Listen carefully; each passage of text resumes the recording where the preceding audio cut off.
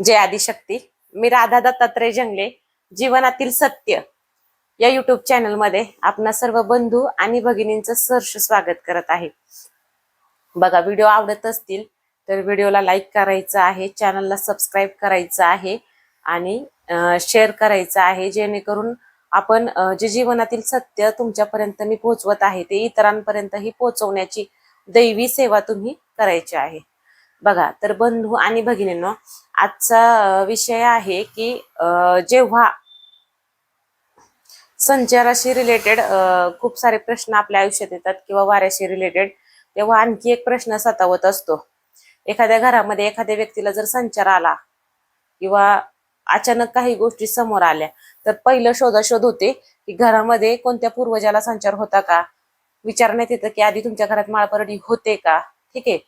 त्यानंतर काय राहतं, आपल्या मनात प्रश्न येतो की कुणाला तरी होते आणि म्हणून ती आपल्याकडं आली का, किंवा हे आपल्या घरातील आहे का. म्हणजे थोडक्यात व्हिडिओचं नाव आहे आजच्या की वाऱ्याची वंशावळ असते का, किंवा वार वडिलोपार्जित येतं का, किंवा देवाची सेवा ही वंश परंपरेनुसार आपल्याला मिळते का.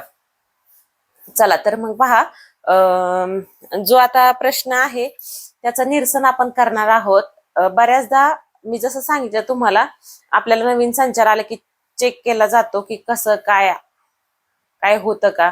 आणि काही काही वेळा तर असं असतं की आपल्या आयुष्यात खूप साऱ्या समस्या असतात, खूप सारे प्रॉब्लेम्स असतात, जीवनामध्ये येणारे अडथळे वगैरे.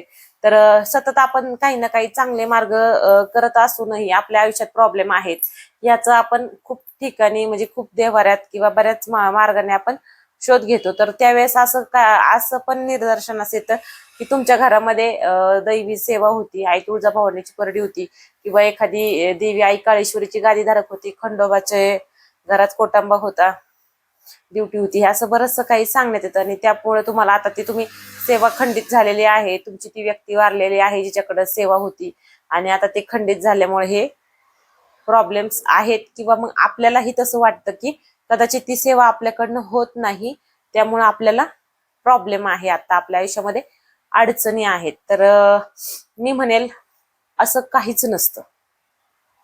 बघा, खरंच नसतं. मला सांगा, देव ही अशी व्यापक कल्पना आहे का, संकल्पना आहे काय की तुमच्या पिढीनुसार त्याचं पण हे बदलेल, असं काय आहे का. लक्षात घ्या, देव होता, आहे आणि असणार आहे. तो आपल्या कितीतरी पिढ्याचं जाऊ द्या, कितीतरी लक्ष योन्या जरी आपण जगलो, मरलो, वाचलो, तरीही देव असणार आहे, होता आणि असेलच. का तर ही सृष्टीच त्या ब्रह्मांड नायकाने, त्या विश्वेश्वराने निर्माण केलेली आहे, त्या आदिमायेने. तर आपल्या किती पिढ्या गेल्यात किंवा किती पिढ्या राहिल्यात ह्याने त्याला फरक पडत नाही.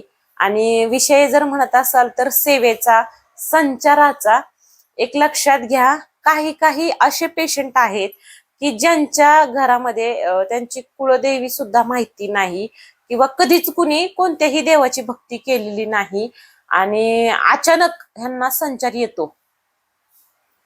ठीक आहे. किंवा अचानक त्यांना आईची परडी स्वीकारावी लागते, किंवा दैवी आणखी दुसऱ्या गोष्टी स्वीकाराव्या लागतात. तर मग लक्षात घ्या, त्यावेळेस त्या व्यक्तीच्या वडिलोपार्जित ही गोष्ट होतीच का, नव्हती ना. म्हणजे काहीच संबंध नाही.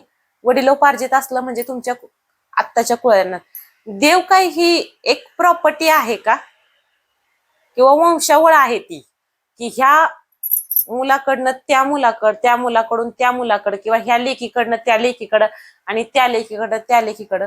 ती अशी मालमत्ता नाही किंवा खाजगी प्रॉपर्टी नाही की तुम्ही ह्या हातावरून त्या हातावर शिफ्ट करणार. कळतंय, भगवंत आहे, तो परमेश्वर आहे. एका घरामध्ये दोघींनाही संचार असू शकतो, दोन व्यक्तीला संचार असू शकतो. मग ह्याचा काही संबंध. भक्ती एकटी करते म्हणजे एकीकडे दोन व्यक्ती सुद्धा भक्ती करू शकतात की. पती पत्नी दोघांनाही परमेश्वराचा संचार असू शकतो की. ठीक आहे. असं काहीच नसतं की आईच्या हातावर होतं म्हणून मुलाकडे गेली किंवा सुनेकडे गेली, किंवा ते आता ती सेवा पुढं कुणाकडे जाणार, काही संबंध येत नाही. एखादी व्यक्ती जर एखाद्या घरातील एखाद्या व्यक्तीला संचार आहे, ती गादीची सेवेकरी आहे, देवीचं सगळं गादी चालवते किंवा मार्गदर्शन करते, तर भविष्यामध्ये तिची जागा घरात कुणीतरी स्वीकारली पाहिजे किंवा तिला दुसऱ्या व्यक्तीलाही संचार आला पाहिजे आणि त्या गादीचा कुणीतरी मालक असला पाहिजे. मुळात ही व्याख्या चुकीची आहे. असं काहीच नसतं. जोपर्यंत ती व्यक्ती हयात आहे तोपर्यंत ती सेवा तिच्यापुरती, नंतर ज्यांचा काही संबंध नाही. हा, भविष्यात काही गोष्टींचा उदय होऊ शकतो, पण त्यांना होतं म्हणून ह्यांना आलं असं अजिबात नाही. हा, तुम्ही एखाद्या गोष्टीने पीडाग्रस्त असाल आणि तुम्ही म्हणत असाल की आई मी तुझी सेवा स्वीकारतो आणि माझं ह्या आजार बरा कर, किंवा हे परमेश्वरा, हे खंडेराया मला बरं करा, मी तुमची सेवा स्वीकारेल. हा, त्यानंतर जाऊन जर तुमचा विकार बरा झाला तर असं नाही की देव तुम्हाला होता आणि तुम्ही स्वीकारत नव्हते म्हणून तुम्ही बरे झालात. तर लक्षात घ्या, तुम्ही त्यांची सेवा करणार आहात, त्यांची कृपा तुम्ही प्राप्त करून घेणार आहात म्हणून तो आजार बरा झालाय. म्हणजे थोडक्यात हा तुम्ही त्यांना बोललेला नवस आहे ना, की ते पूर्व परंपरेगत चालून आले आणि तुम्ही ते वाटणी केलेली नाही किंवा तुम्ही तुमचा हिस्सा घेतलेला नाही म्हणून. असा काही संबंध नसतो. मुळात देव ही काही सत्ता, मालमत्ता किंवा प्रॉपर्टी नाही, किंवा एखादा असा दागिना नाही की तो ह्या पिढीने घातला, ह्या पिढीने बी घालावा, ह्या पिढीने, किंवा एखादी रूढ नाही, परंपरा नाही, त्या पिढीतही होतं आणि ह्या पिढीतही असावं. समजतंय?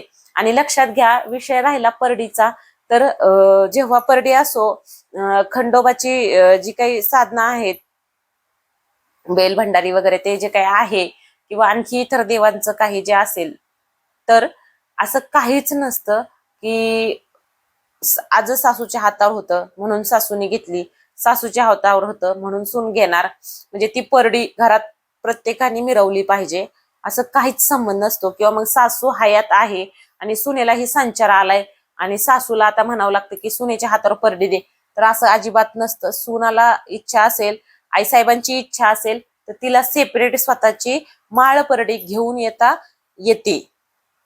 ठीक आहे? असं काही नाही की त्या आईने आता तिचा त्याग करायचा आणि हिच्या हातावर द्यायचा, संबंध नाही. भक्तीचा कधी त्याग करता येतो का? भक्ती संपते का कधी?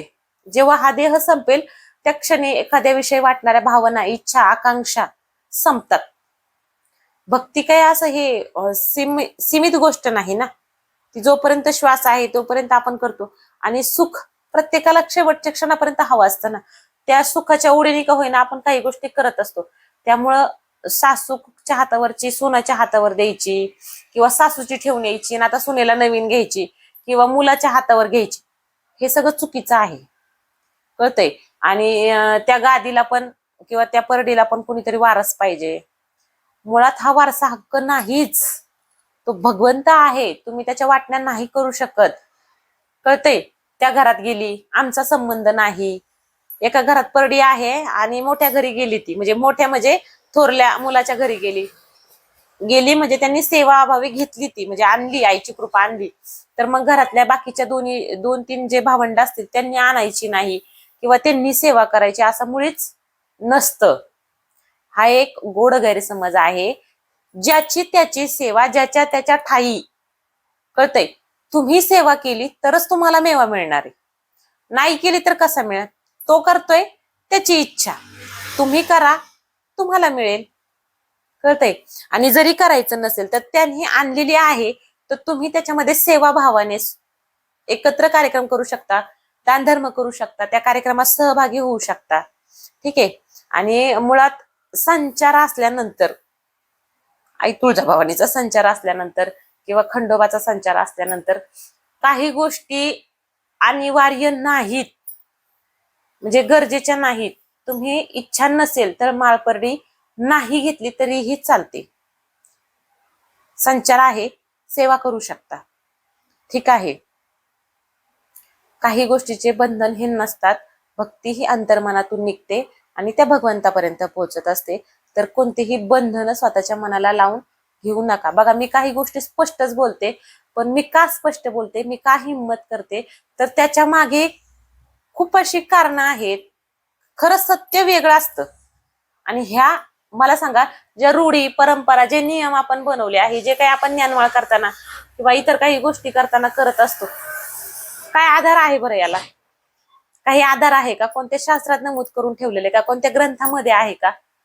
असं होतं, करत होते, आहे, करतात आणि मग आपणही करावं लागेल, काही संबंध येत नाही. केलंच पाहिजे असं नाही. काही गोष्टींना मर्यादा असतात. इच्छा असेल तर करायचं आहे, इच्छा असतील तर गोष्टी गरजेच्या आहेत. पण यासाठी या सगळ्यांचा जरी विचार केला तरी ही भक्ती ही मॅटर करते. भक्ती महत्वाची आहे, ती असायला हवी. बंधनं करत असताना आधी सगळ्या गोष्टींचा विचार करा. गरजेचं नाही त्यांनी केलंय म्हणून मी पण करावं असं, ठीक आहे? तर पहा, माझे विचार मी एकदम सुटसुटीत मांडलेले आहेत. तुम्हाला पटत असेल तर कमेंट करा, सबस्क्राईब करा चॅनलला आणि व्हिडिओ शेअर करत जा. तुम्हाला काही आध्यात्मिक प्रश्न असतील तर मला नंबर दिलेला आहे माझा, डिस्क्रिप्शन बॉक्समध्ये आहे, व्हिडिओवरती आहे, तर मला तुम्ही कॉल मेसेज करू शकता. जय आदिशक्ती आदेश.